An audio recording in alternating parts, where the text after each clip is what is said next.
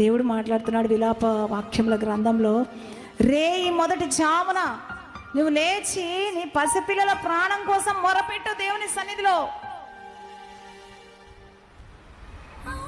నువ్వు భారమున్న స్త్రీవైతే, నీ పిల్లల పట్ల నీకు శ్రద్ధ ఉంటే, నీ పిల్లలు నశించిపోతున్నారు, నీ పిల్లలు పాపంలో ఉన్నారు అనే బాధ నీలో ఉంటే, నువ్వు లేచి రేయి మొదటి జామున మొరపెడతావు దేవుని బిడ్డ.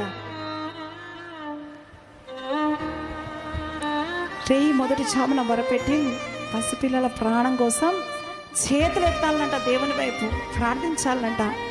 అయ్యా నా బిడ్డలు చెడిపోతున్నారయ్యా, ఉగ్రత వస్తుంది ప్రభా, ఉగ్రతలో నా పిల్లలు ఉండకూడదు అని రోదన చేయాలంట దేవుని బిడ్డారా.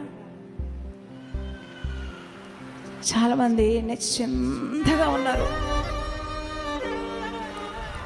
పిల్లలు నాశనముకు పాత్రలు కాకుండా